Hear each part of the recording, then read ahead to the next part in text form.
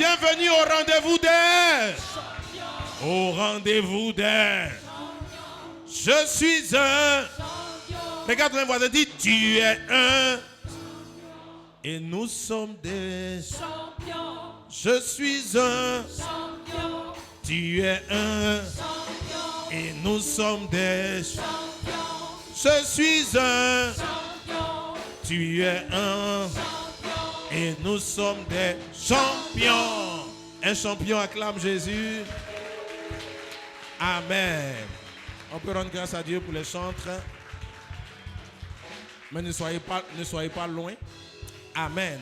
Salut un voisin. Dis voisin, tu es un victorieux. Salue bien ton voisin. Dis tu es un victorieux. Amen. Et dis avec moi, je suis un victorieux. Ta façon de répondre est étrange. Dis bien, je suis un victorieux. Ta façon de répondre, mes frères. Alors, donne-moi Apocalypse 6, verset 2.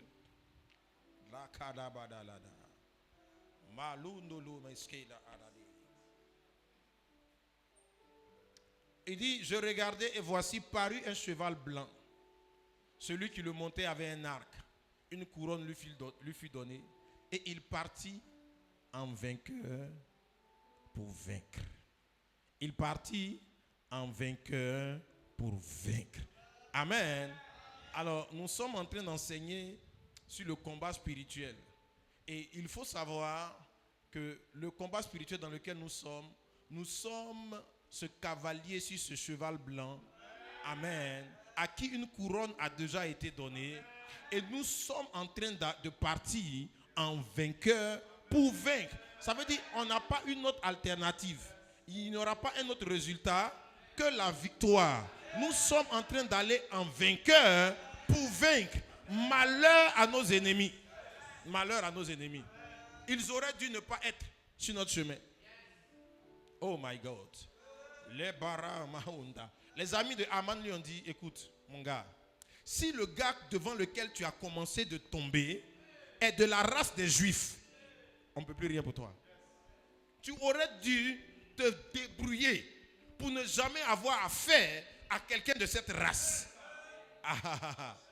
Alors, je dis à quelqu'un, tes ennemis sont malheureux. Parce que il y a des gens qu'on n'attaque pas et il y a des gens à qui il ne faut jamais avoir affaire sur ta vie, dans ta vie. Yes. Yes. Alléluia. Tu vois, une des choses étranges que j'ai remarquées dans la Bible, tu veux que je te dise ça? Ça t'intéresse? Voilà.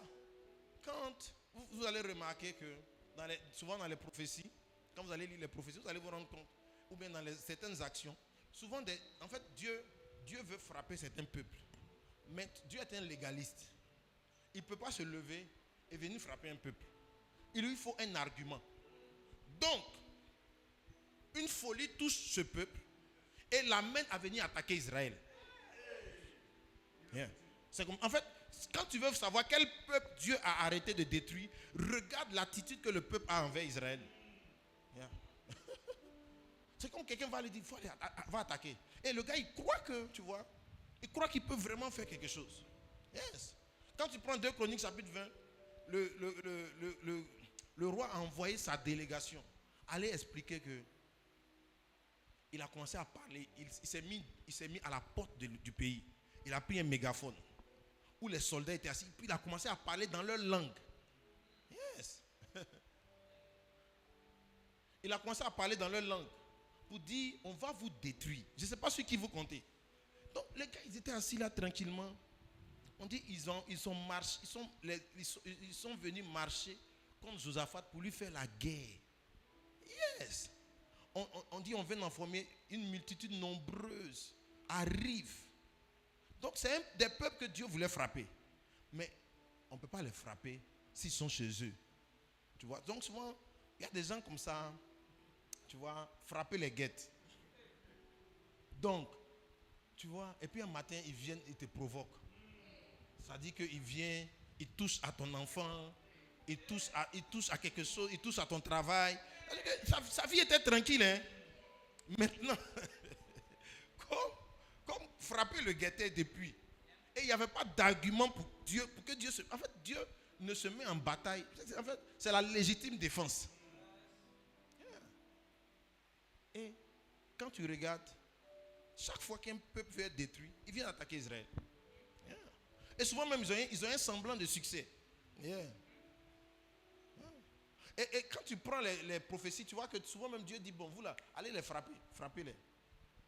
Puis il les frappe. Comme Nebuchadnezzar, il a réussi à frapper Israël, à tout mélanger, à tout détruire. Mais Dieu voulait le détruire aussi. Yeah. Dieu voulait le détruire. Enfin, il n'y a personne qui attaque le peuple de Dieu impunément. Non, non. Il y a des gens qu'il ne faut jamais avoir comme un ennemi. Alléluia. Alors, je vais dire à quelqu'un, tes ennemis sont vraiment malheureux. Ils sont vraiment malheureux. C'est vraiment triste pour eux qu'ils se soient débrouillés pour devenir tes ennemis. Ils auraient dû signer un traité d'alliance et de paix avec toi. Comme les gars ont fait avec Isaac. Les gars, ils ont essayé de fermer le puits, les entreprises d'Isaac. Ils n'ont pas réussi. Ils ont dit, mon gars, tu n'es pas simple. On n'a qu'à devenir camarades. On va avancer. Je prie qu'ils viennent signer la paix avec toi. C'est la seule alternative qui leur reste pour encore vivre. Yes. Yes. Tant qu'ils ne sont pas venus se confesser, te demander pardon, dans les jours à venir, prête bien l'oreille. Est-ce que tu es là? Ok. Bon, on va prêcher. Amen. Donne un bon amen à Jésus. Amen. Dis avec moi victoire. Victoire. Dis avec moi je pars en vainqueur.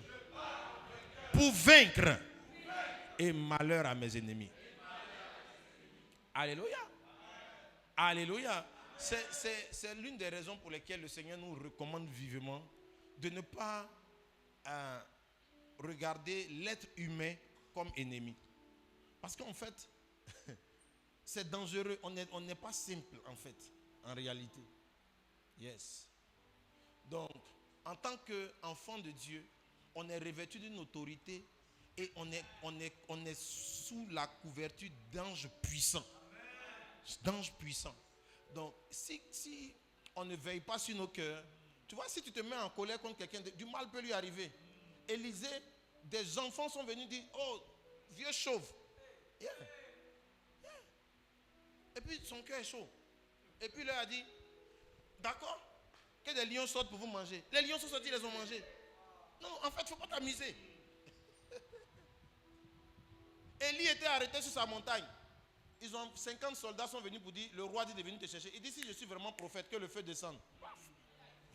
Un coup, 50, ils sont morts. Tout de suite. Yes. Un deuxième bataillon est venu. Oh prophète, le roi nous envoie. Il dit, si je suis vraiment prophète, le feu. Pas le feu. Le troisième est venu. Il a dit prophète, pardon, je suis ton enfant. Il faut me prendre comme ton enfant. Tu vois. Moi là, je n'ai rien fait de mal. Je te demande pardon, il ne faut pas envoyer le feu. Il dit, bon, toi, je peux te suivre. Et il a suivi.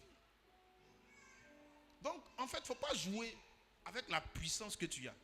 Yes. C'est une des raisons pour lesquelles Dieu n'envoie pas sa puissance à tout le monde. Yeah.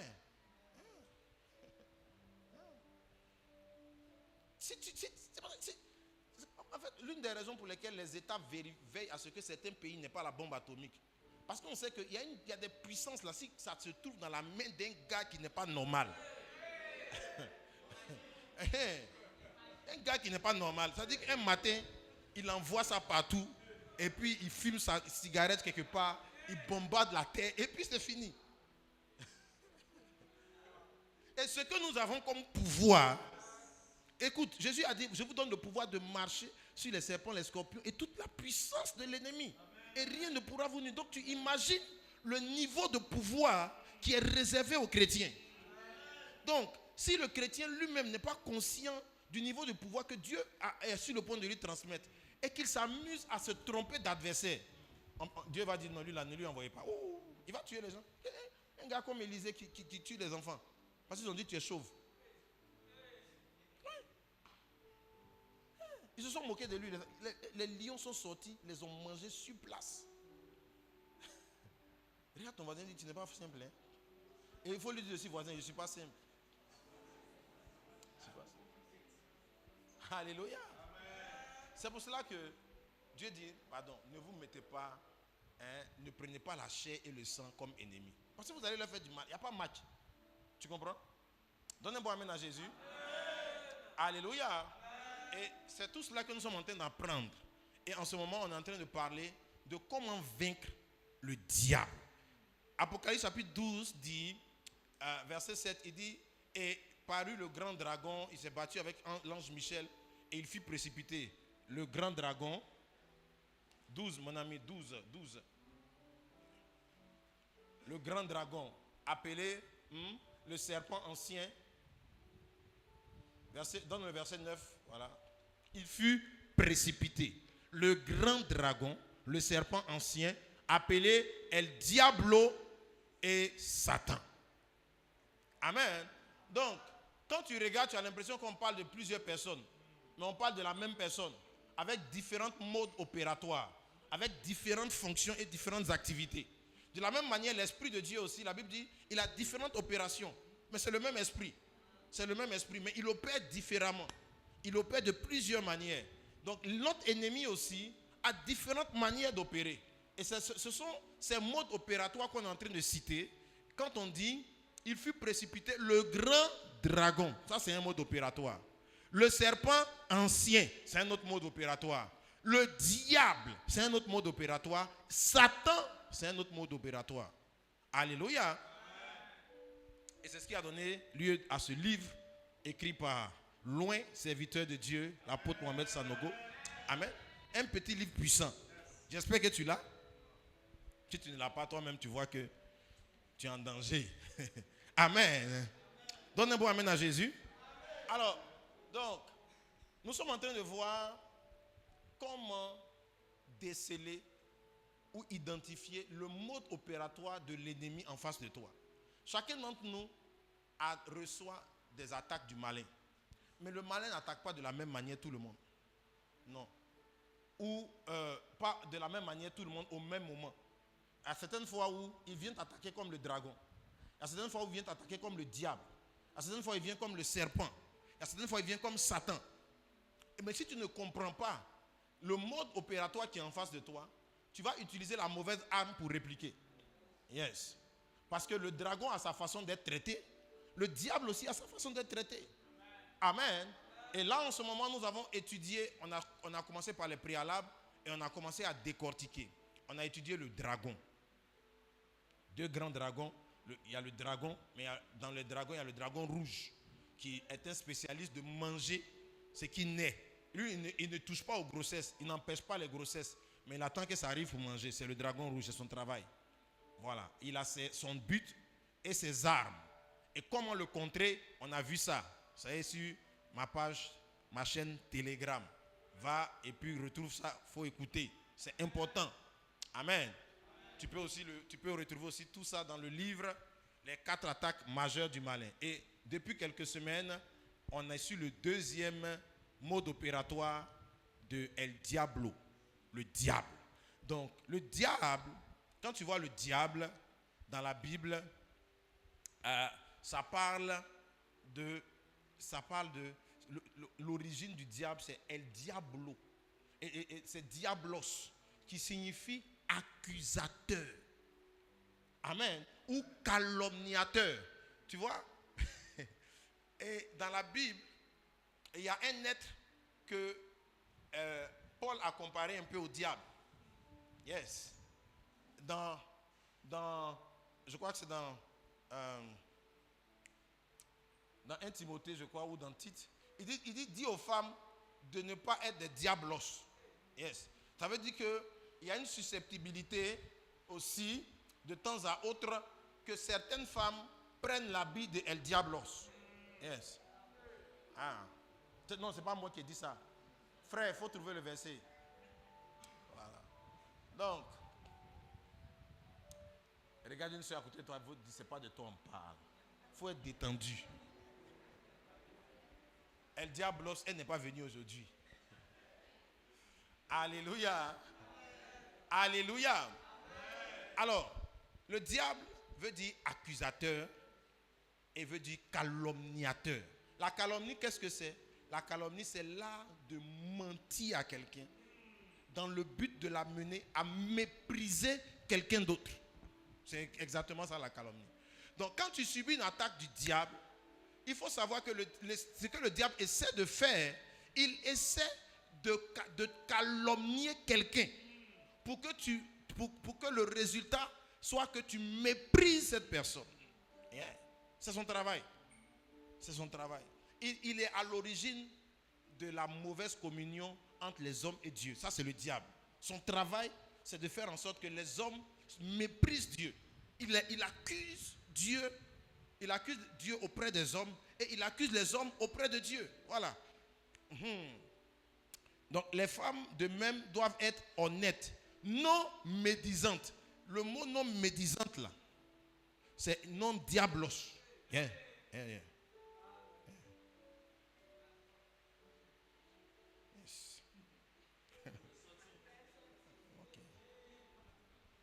Donc, femmes, évitez d'être des diablos aussi. Alléluia. Mais il y a des hommes diablos aussi. Donc, il ne faut pas croire. Quand, tu sais, nous tous, on est épouses de Jésus. Nous, on est femmes aussi d'une certaine façon. Tu comprends? Non? Donc, il y a les femmes diabolos, il y a son garçon, il y a son femme. Voilà. Amen.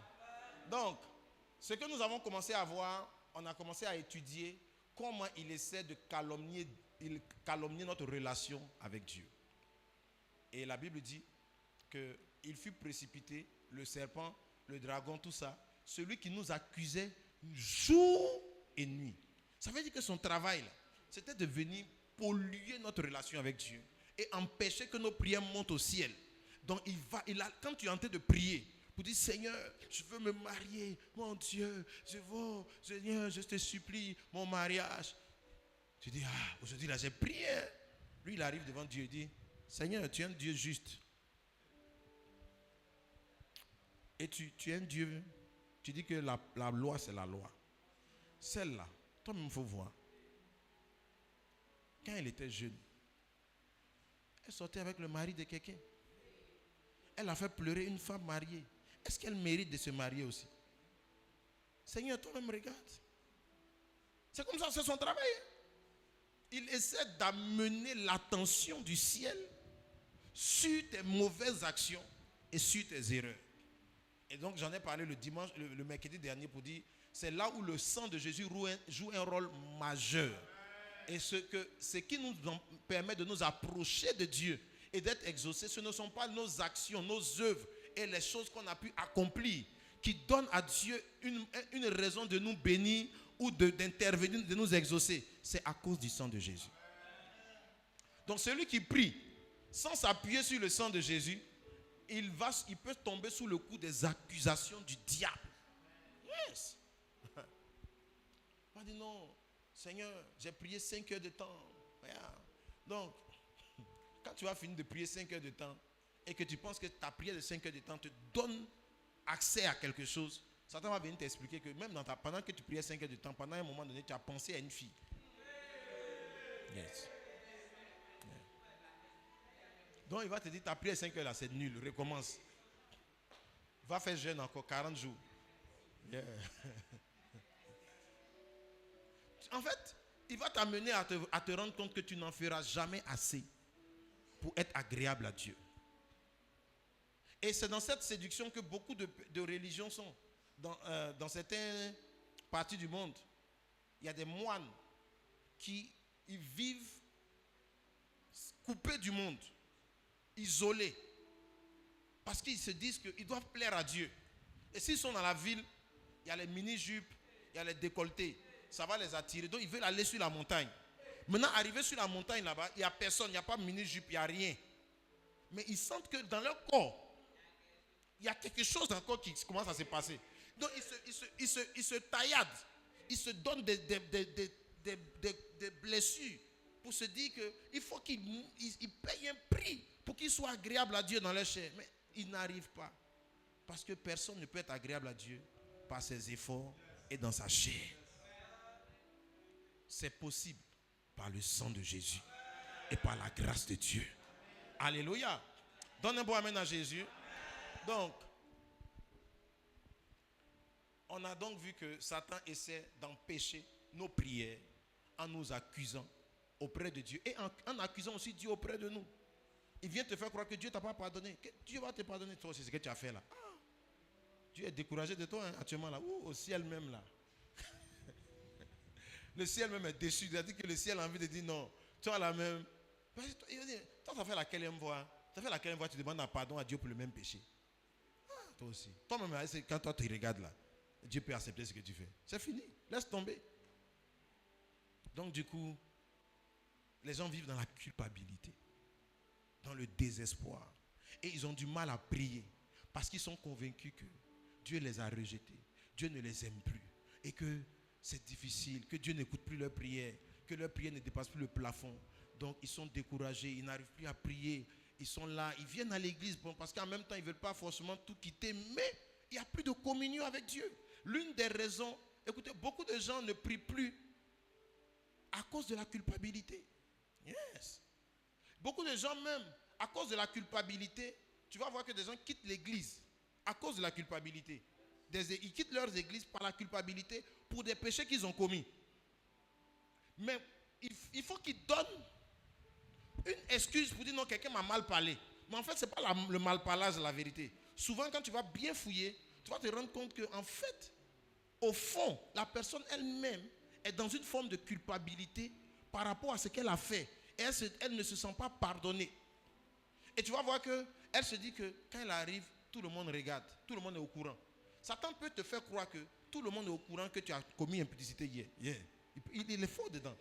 Yes. Il peut te faire croire. Il peut te faire croire que le frère même avec qui tu as fait impudicité là, il en a déjà parlé. Tu le vois rire là. Quand il parlait là, c'est de toi il parlait. Il expliquait comment ça s'est passé. Il disait exactement comment tu criais là-bas. Tout ça. I tell you.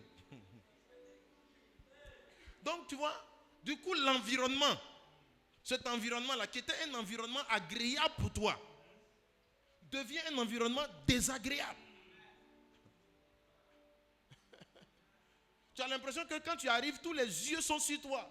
Donc tu ne te sens plus aussi bien. Pourquoi le diable se tue à le faire? Parce qu'il sait que la bénédiction va avec un lieu. Yeah. La bénédiction. Il dit l'Éternel va te bénir tu seras béni dans le pays. Il y a un endroit où tu es béni. Il y a un endroit. Il y a un lieu. Il y a un lieu. Et son objectif, c'est de te détacher des lieux de ta bénédiction. Son deuxième objectif, c'est de te détacher des personnes importantes pour ta destinée. Il va t'amener à te séparer de certaines personnes. Il va accuser, calomnier, mentir comme un expert. Donc, le mercredi dernier, on a vu comment triompher de l'accusation avec Dieu. Comment? On s'est appuyé sur l'exemple de Abraham, papa Abraham, le père de la foi. Et on s'est rendu compte que on ne comprenait pas bien le père de la foi. Tu vois? Parce que quand on dit Abraham, le père de la foi, on est tout de suite excité. On entend dans notre esprit perfection. Un homme vraiment impressionnant. En réalité, il n'était pas impressionnant. Genèse chapitre 12, il rencontre Dieu. Il décide de marcher avec Dieu. Dans le même chapitre 12, là, il est descendu en Égypte. Dans le même chapitre, il descend en Égypte. Il s'éloigne de Dieu. Dans la famine, dans la galère, il est descendu. Chapitre 13, il remonte d'Égypte. Amen. Il allait en Égypte, il a commencé à mentir que sa femme n'est plus sa femme. Et il se pourrait que quelqu'un ait dormi avec sa femme en Égypte. Il se pourrait. Il ne faut pas lui dire que j'ai dit qu'ils ont dormi avec sa femme. J'ai dit il se pourrait. Voilà. Il se pourrait, pourquoi? Parce que l'histoire s'est reproduite 2 fois. La seconde fois, Dieu est apparu au roi pour dire je ne veux pas que tu touches la femme. La première fois, Dieu n'est pas apparu pour dire je ne veux pas que tu touches la femme. Mais on dit que les gens ont commencé à tomber malades. Ça veut dire qu'il se pourrait que l'homme ait eu déjà à toucher la femme. Et donc la conséquence d'avoir touché la femme, c'était le coco et l'hémorroïde familiale.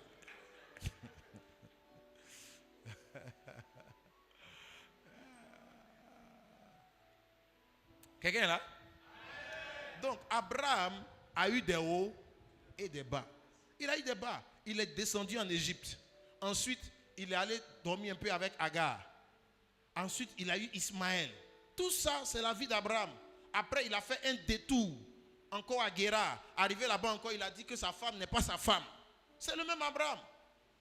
Mais dans toutes ces choses, Dieu a maintenu sa fidélité à Abraham. Quand il a fini à Guérar, tout ça, Dieu lui a dit, petit, maintenant là, marche devant ma face et sois intègre. Après ça encore, il est descendu quelque part. Yeah. Il descendait. Dieu lui a dit, marche devant ma face et sois intègre. Ça veut dire que du chapitre 12 au chapitre 18, je sais plus, chapitre 17, où Dieu lui a dit, marche devant ma face, ça veut dire qu'il n'était pas encore intègre. Sois intègre. On ne dit pas à quelqu'un qui est intègre, sois intègre.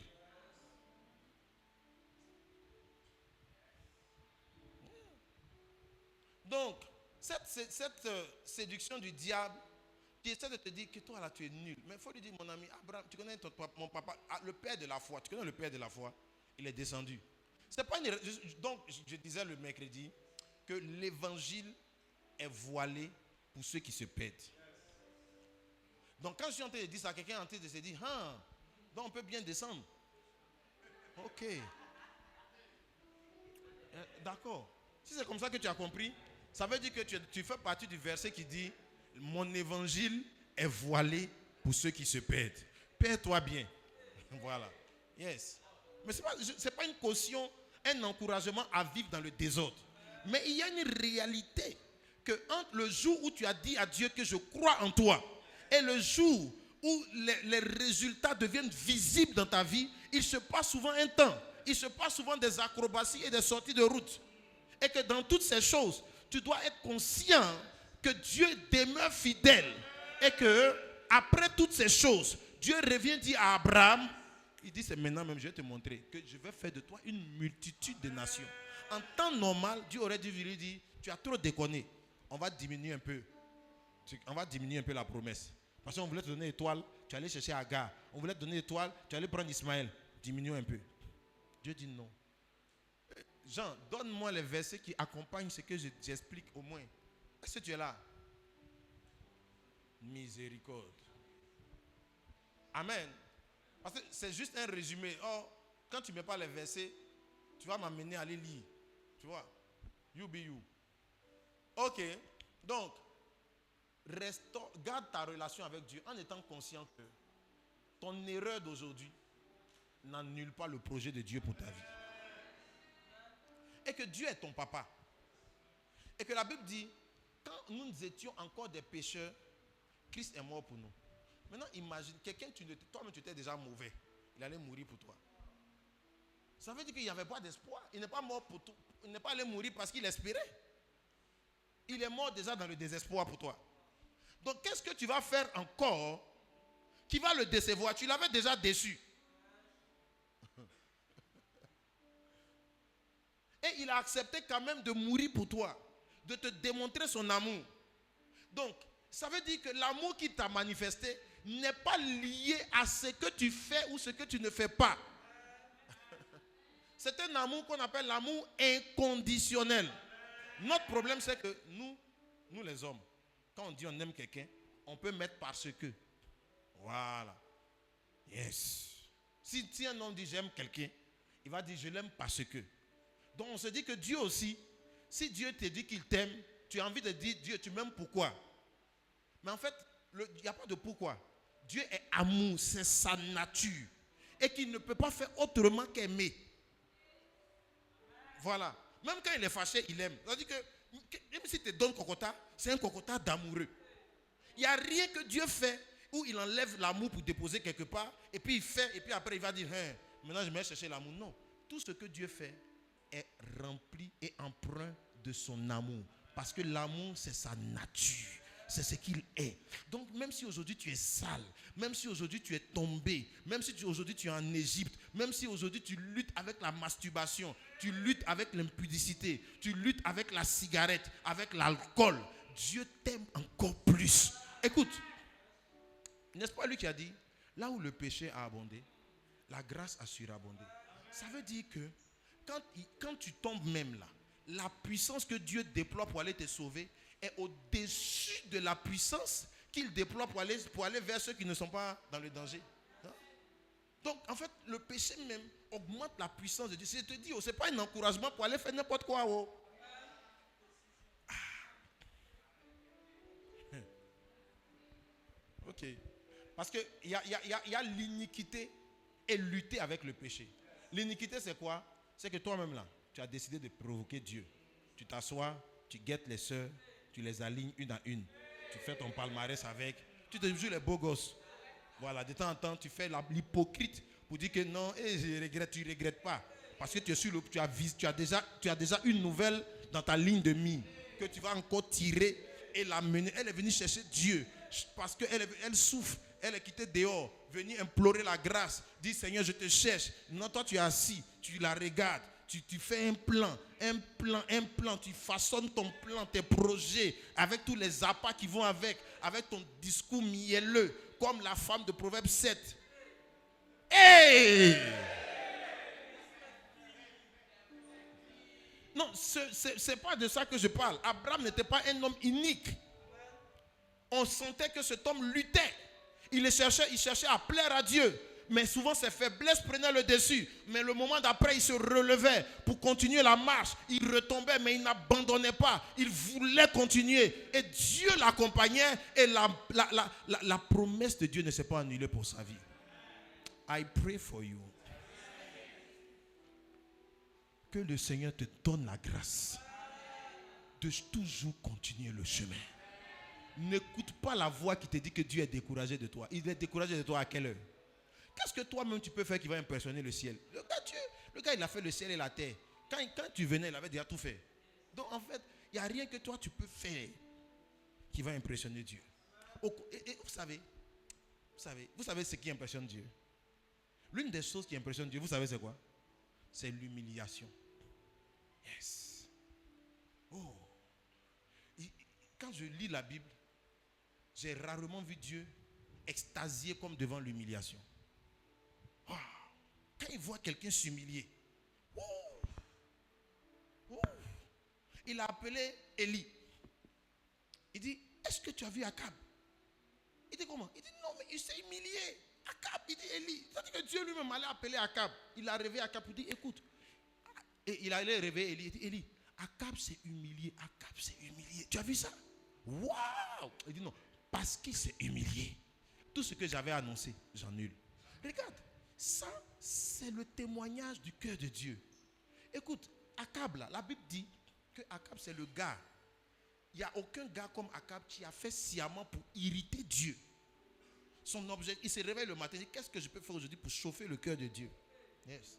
C'était ça son travail, c'était sa mission. Accompagné de Elgéza, la sorcière bien-aimée, qui était à ses côtés. Et les deux étaient un duo parfait d'énervement pour le ciel. Maintenant, un jour, il dit, as-tu vu comment Akab s'est humilié devant moi? Il dit, parce qu'il s'est humilié devant moi, je ne ferai pas venir le malheur pendant sa vie. Ça signifie que si Dieu a pu faire grâce à Akab, je ne sais pas à qui Dieu ne peut pas faire grâce sur cette terre. Si tu peux t'humilier simplement et reconnaître que tu as mal agi, que ce que tu as fait n'est pas bon, Dieu t'a déjà pardonné. Dieu t'a pardonné. Et relève-toi simplement et avance. Continue ton chemin. N'écoute pas la voix qui dit non, tu es trop sale. Hein. Toi, regarde, tu as sorti avec combien de garçons? 53. Hey, tu es foutu. Oh. Tu es foutu. Dieu même il ne va jamais écouter ta prière. Il faut lui dire non. Là où le péché abonde, la grâce surabonde. Papa m'aime. Il n'y a aucun parmi nous ici dont le papa a enlevé le nom parce qu'il a fait une erreur. Qui ici, son papa a enlevé son nom de famille parce qu'il a fait une erreur? Souvent même, tu allais faire grossesse dehors. Pendant que tu étais, on t'a payé ton école, tu allais faire grossesse. Papa est fâché. Mais souvent même, c'est chez lui, tu t'en vas accoucher, il garde l'enfant là. Et puis après, tu le vois en train de jouer le bébé. C'est ça ou bien c'est pas ça? Il dit, et puis quand les enfants disent, c'est mon petit-fils. Il dit, ah, c'est pas toi qui avais mis la fille là. Il dit, oh, mais c'est son enfant. Non, donc si des hommes méchants peuvent conserver leur fidélité envers leurs enfants, malgré leurs mauvaises choses et leurs erreurs, tu penses que le Dieu du ciel, qui est en guerre avec Satan, et dont l'objectif est de te... En fait, l'attaque de Satan, tu veux que je te dise quelque chose? Ah. La vérité, c'est que le vrai plan, l'attaque, quand Satan a attaqué, le diable a attaqué Abraham en Égypte, l'objectif, c'était même pas... Son attaque, c'était pas qu'il fasse à Ismaël ou pas. C'était pas ça l'attaque. Non. Le projet, quel était le projet final? Le projet final était que Abraham arrête d'espérer et de croire en Dieu. C'était juste ça. Donc l'attaque contre Abraham visait une seule chose: amener Abraham à arrêter de croire en Dieu. C'était ça le projet. Donc c'est pour ça que toi tu es en train de dire à Dieu non, il allait chez Agar. Dieu dit laisse ça. Il allait chez Agar mais il continue de croire. Parce que Satan l'a mené chez Agar pour qu'il soit tellement dans la culpabilité qu'il arrête de croire. Donc l'attaque n'a pas réussi. Parce que quand il est quitté chez Agar, il a continué de croire. Quand il est sorti d'Égypte, il a continué de croire. Quand il est sorti de son détour à Guéra, il a continué de croire. Donc Dieu dit ton attaque a échoué. Parce que ton objectif était qu'il arrête de croire. Amen. Était qu'il arrête de croire. Satan a attaqué Simon. Vous pensez que... Pourquoi Satan a échoué? L'objectif de diable, ce n'était pas que Simon réunisse Jésus. Ce n'était pas l'objectif. Non. C'était qu'il finisse comme Judas.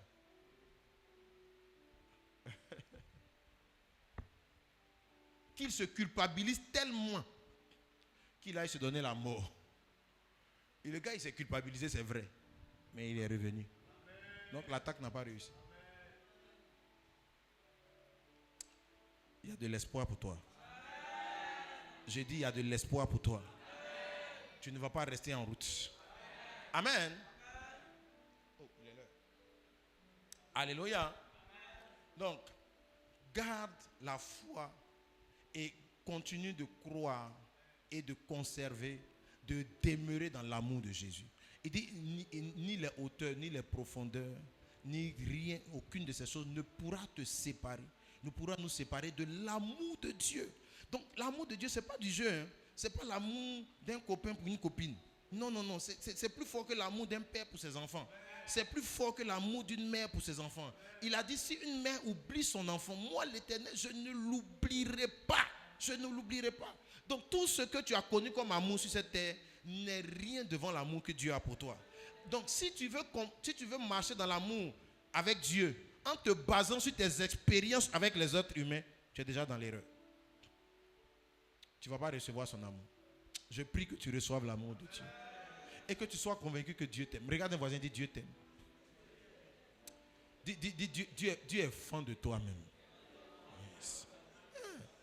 Dieu est fan de toi. Regarde. Quand le fils prodigue revient, là, il voulait faire un long discours. Son papa dit, petit, laisse ce discours là. Il faut venir dans mes bras seulement. Il dit emmenez la plus belle robe, emmenez des chaussures, emmenez la bague et aller tuer le veau gras. Le petit voulait expliquer que non, je veux être un serviteur. Il dit, est-ce que tu me connais même? Depuis le jour où tu es parti, mes yeux sont sur la route. J'attendais ton retour. Parce que c'est mon sang. Tu es une partie de moi. Et je ne pourrai pas t'abandonner. Dis à ton voisin, Dieu t'aime toujours. Amen. Peu importe ce que tu as fait comme erreur. Si tu peux t'humilier et revenir, tu verras son amour manifesté pour toi. Alléluia. Donc si tu comprends ça, tu maintiens une bonne relation avec Dieu.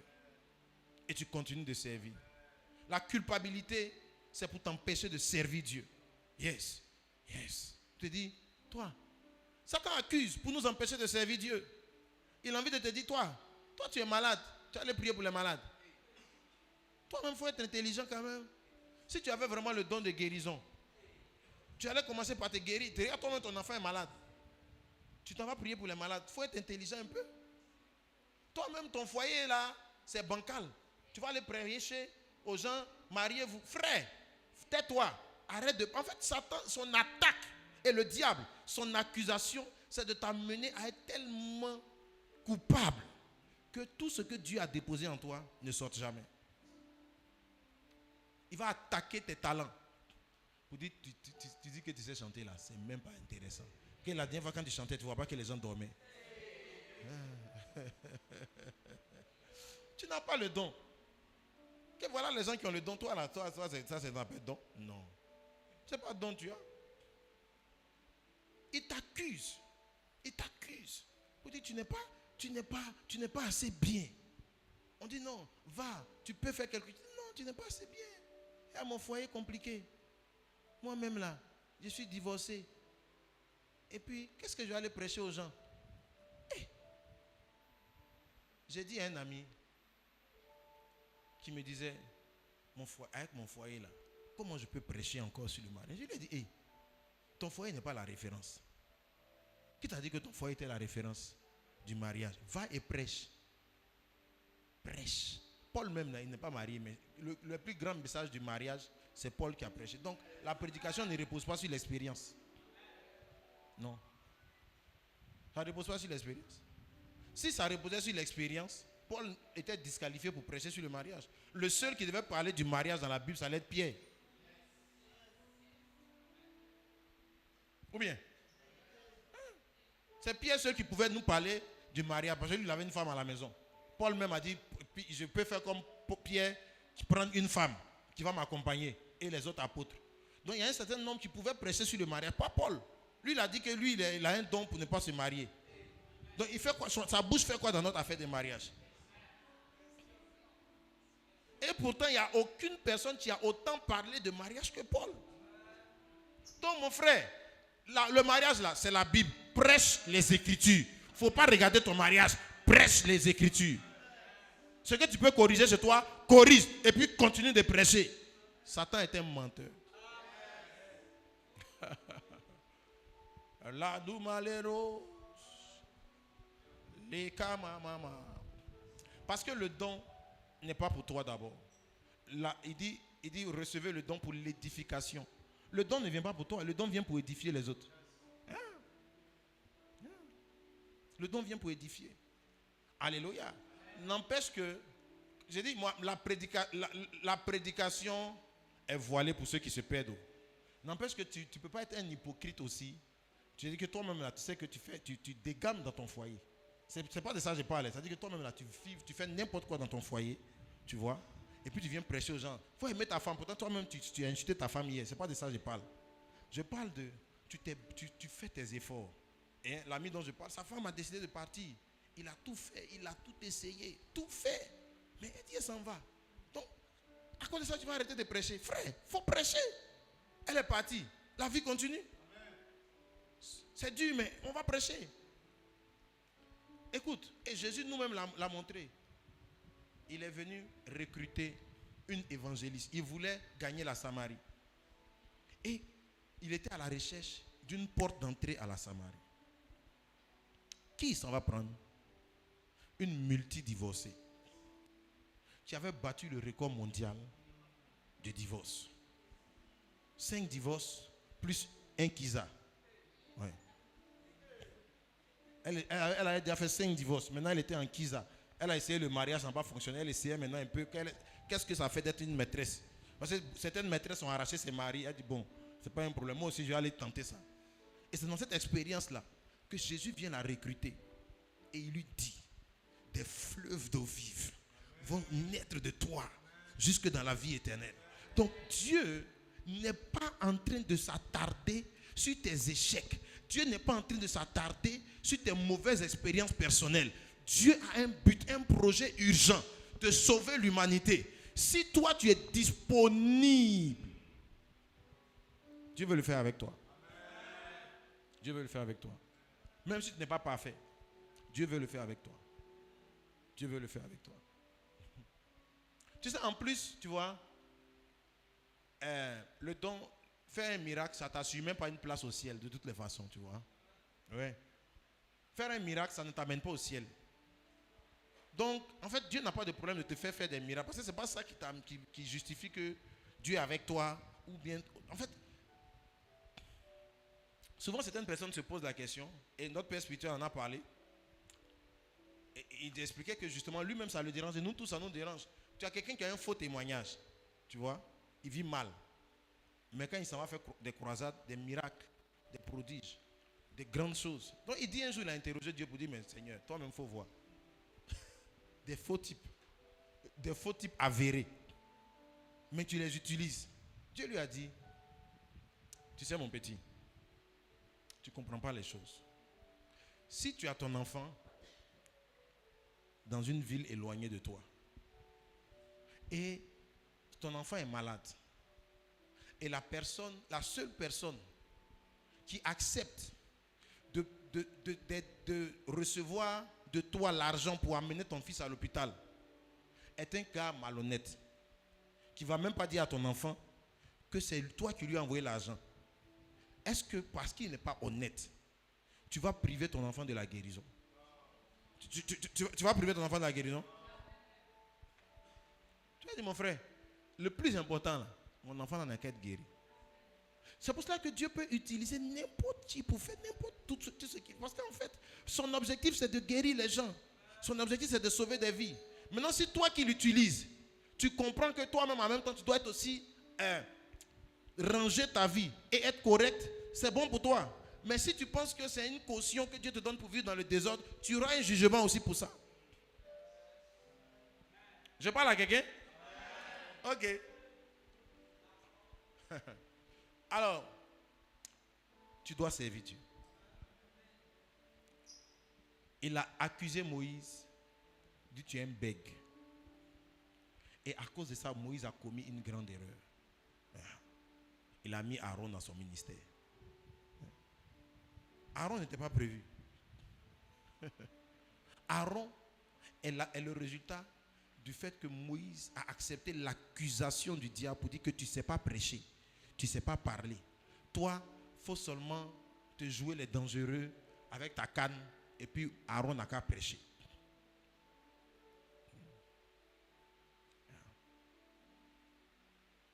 Il a accepté cette accusation. Aaron est venu dans sa vie. Aaron n'aurait pas dû être dans le film. Non. Aaron n'aurait pas dû avoir une place aussi importante. La preuve, c'est qu'ensuite, Moïse n'a pas eu laissé de postérité.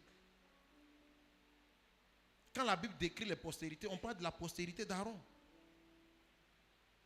C'est Aaron qui a reçu une postérité. Ça veut dire que Moïse lui a donné ce qui lui était réservé. Qu'est-ce que Dieu va faire? On dit va faire ça, non, moi je ne suis pas assez bien, je suis encore jeune, je suis encore ceci, quelqu'un d'autre n'a qu'à faire. Dieu dit ok, il n'y a pas de problème, il va le faire. Et c'est lui qui va bénéficier des choses. Ce sont ses enfants qui vont bénéficier de ça. Toi, Moïse, quand on va t'appeler sur la montagne, ton histoire s'arrête là.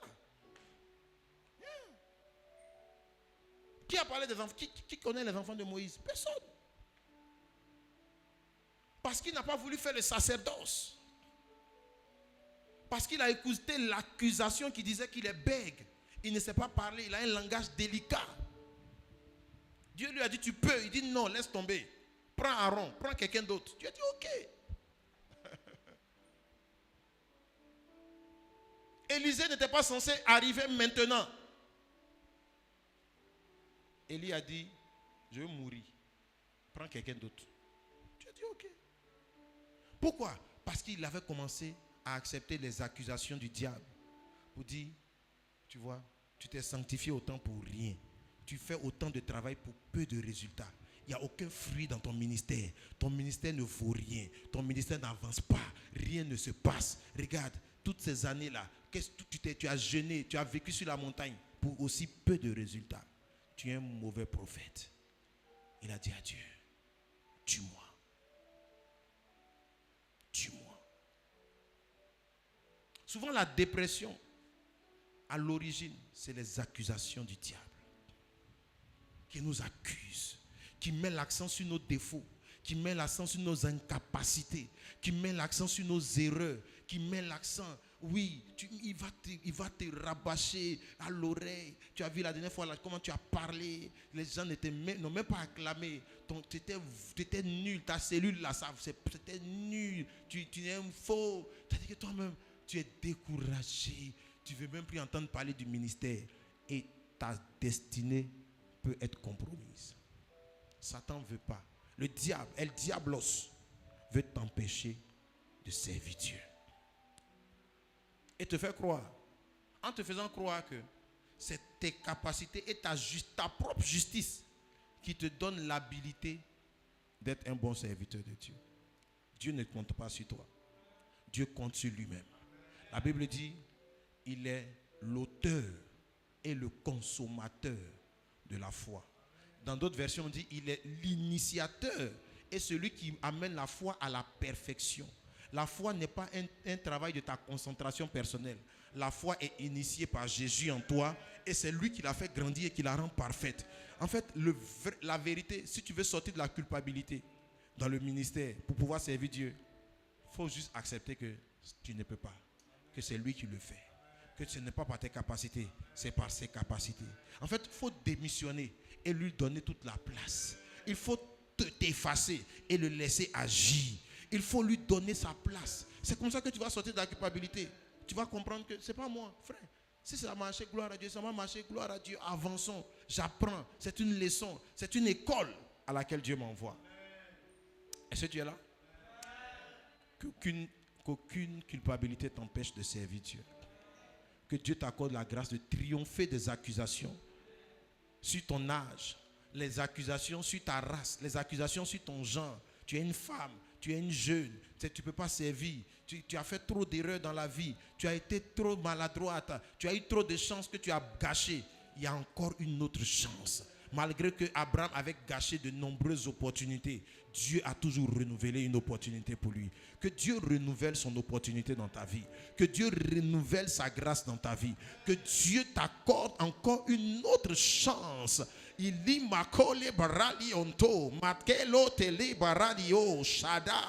Que toute voix qui accuse, qui t'accuse et qui veut t'arrêter et t'empêcher de servir, je fais taire cette voix dans le nom de Jésus. Lève-toi et prie. Dis, fais taire. Dis, j'annule ces voix d'accusation. J'annule ces voix d'accusation. Je servirai mon Dieu. Moi et ma maison, nous servirons l'Éternel. Hier, ça n'a pas marché. Demain, nous essayerons encore. Aujourd'hui, je réessayerai. Le juste tombe, mais il se relève. Je me relève et je continue. Je fais encore. L'espérance est mon partage. Je ne perds pas espoir. Je n'abandonne pas. Oh, les remokoto. Je ne suis pas la référence. Je ne suis pas la référence, c'est Jésus la référence, c'est Jésus le modèle. Ce n'est pas moi le modèle, moi je suis défaillant, moi je suis imparfait, moi j'ai des limites, moi j'ai des incapacités, mais mon Jésus est capable, il peut le faire par moi, il peut le faire par moi. Oh, si seulement je me dispose, si seulement je crois, j'accepte qu'il peut le faire, il le fera, il le fera, il le fera. Saint-Esprit, je continuerai de m'accrocher à toi, je continuerai de m'accrocher à toi, je continuerai. Les borobasera galos sabadea parelo bodoros que le barados carara lebre predalos sabada cado basque le bradelos salabradia. Dans le nom de Jésus. Dans le nom de Jésus. Les pro la dina malabros qui nararia bashanda. Halimanado shadadali abros. Donne un bon amen à Jésus. Amen. Et le mercredi prochain, nous allons continuer de prier. Parce que nos erreurs ou certaines situations de nos vies créent des voix, des autels qui amènent l'accusation dans nos oreilles. Nous allons prier pour brûler ces autels. Amen. Nous allons prier tout à l'heure 5 minutes pour ça. Et mercredi prochain, nous allons commencer à voir comment l'accusateur accuse les personnes importantes pour notre vie. En tout cas, je t'en prie, ne manque pas le mercredi prochain. En fait, tu vas comprendre pourquoi. Je pense qu'il y a des gens que tu vas aller chercher pour dire pardon. Tu n'as aucune idée des gens dont El Diablos t'a séparé. Yes. Il faut faire très attention, tu vois, aux gens que Dieu t'envoie. Pas aux gens que toi-même tu t'envoies. Il y a des gens que Dieu envoie dans ta vie. Il y a des gens que Dieu envoie dans ta vie. Tu dois faire attention à éviter de te séparer de ces personnes. Un homme comme Paul, Paul est un grand serviteur de Dieu avec une grande humilité. Il a chassé Jean-Marc. Il a chassé Marc. Mais à la fin, il a récupéré. Marc a été à l'origine de sa séparation avec Barnabas. Mais dans une autre lettre après, il dit, Marc, le cousin de Barnabas, vous salue. Il est avec moi. Ça veut dire que il s'est rendu compte que, Marc là, c'est Dieu qui l'a envoyé. Il n'a pas été trop bien, mais on ne doit pas le faire partir. On ne doit pas le chasser. Il y a des gens que tu ne devrais pas chasser. Il y a des endroits que tu n'aurais jamais dû quitter.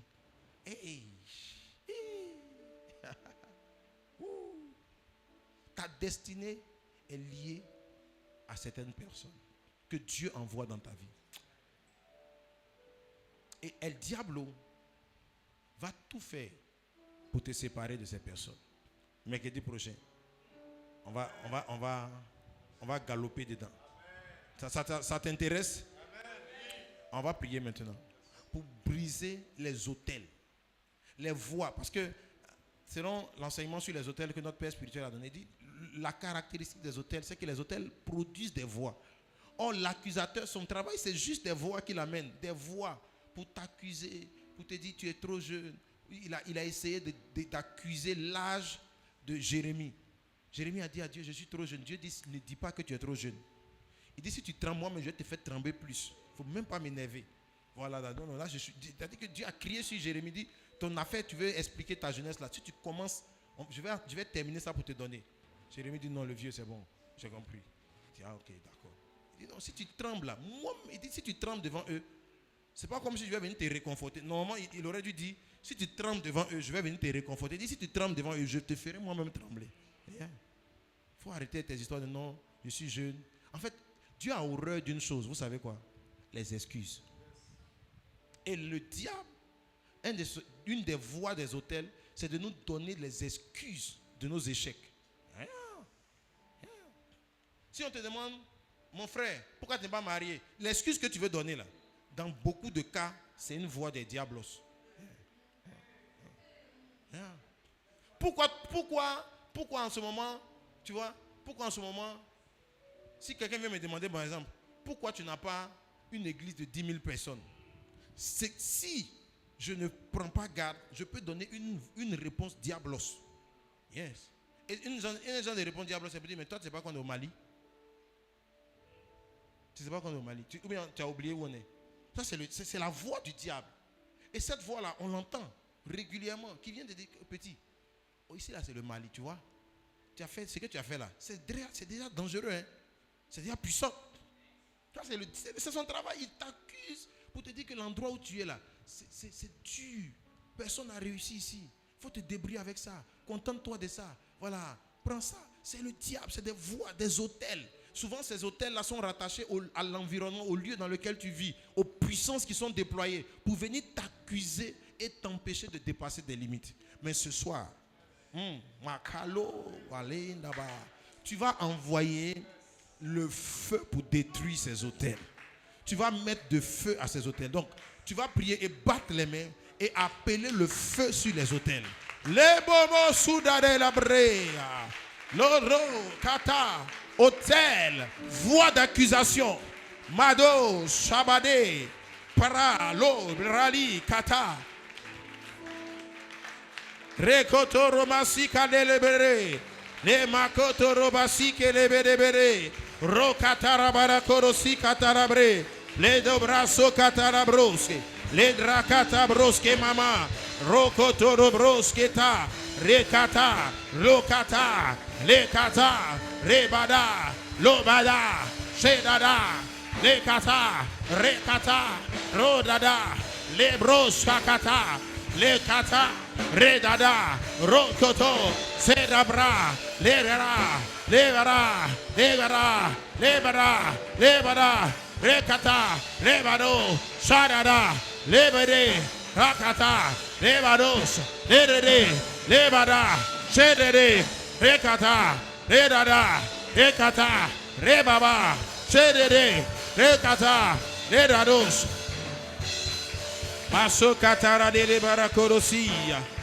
Malado rosi la baralos kele aba. Rada rada da da da da da. Rada da da da da da da de.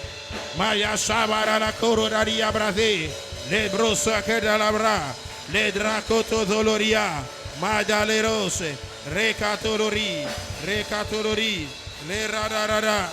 Recete. Codoloro da liabre.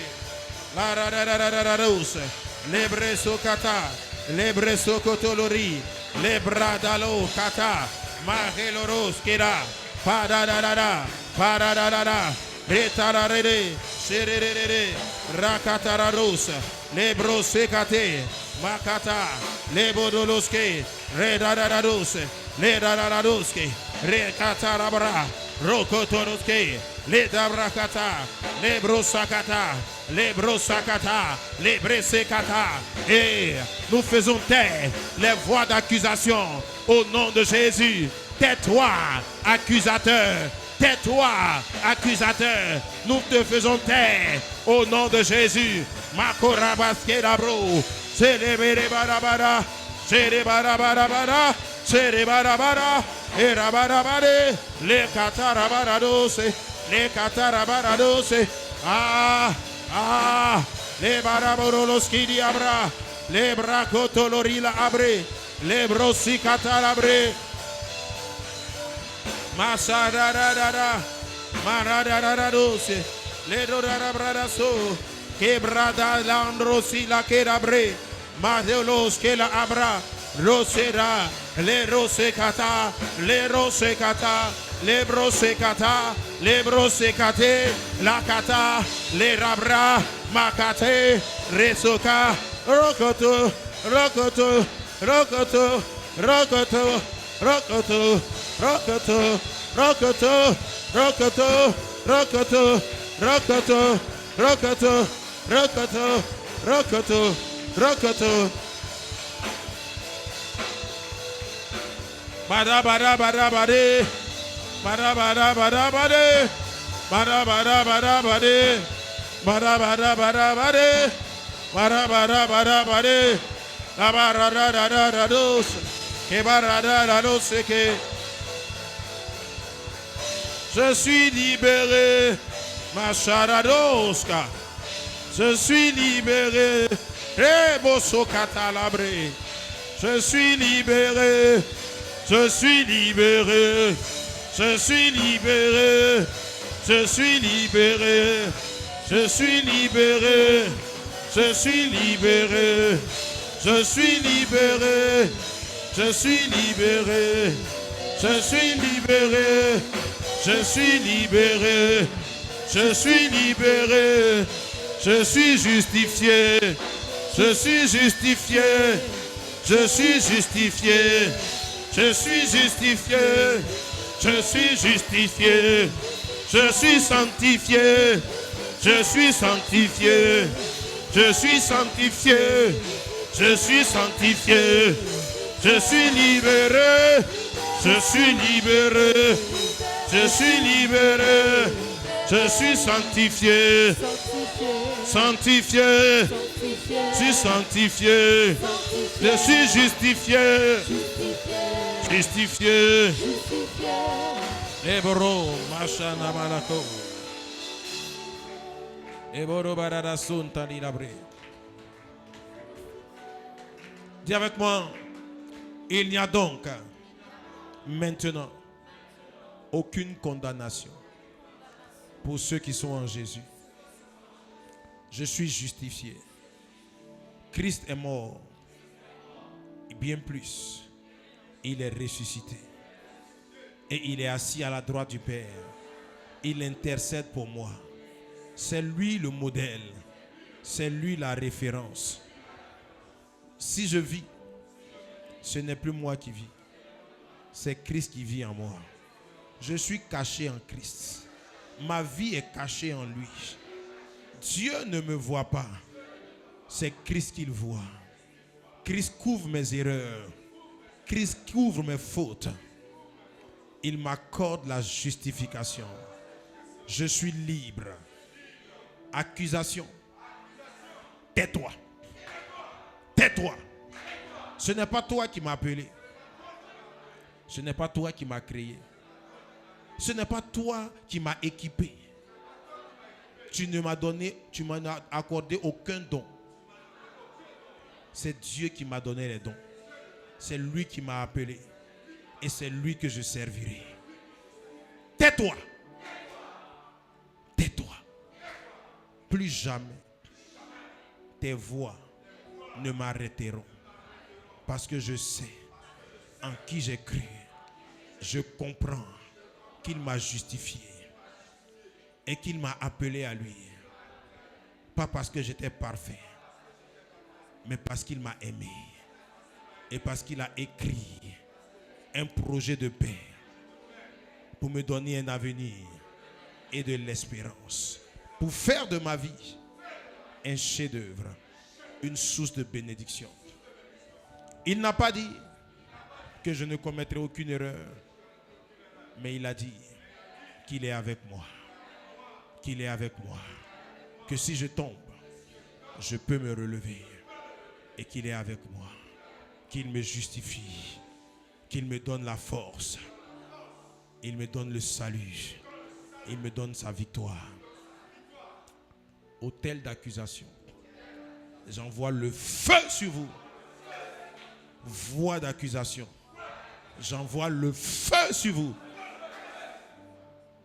À compter de ce jour, je suis libre de vos accusations.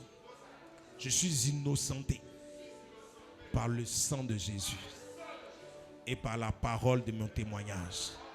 J'ai la victoire sur le diable et ses calomnies dans le nom de Jésus. Amen. Acclame. Regarde quelqu'un dit tu es vainqueur. Tu es sorti en vainqueur pour vaincre. Amen.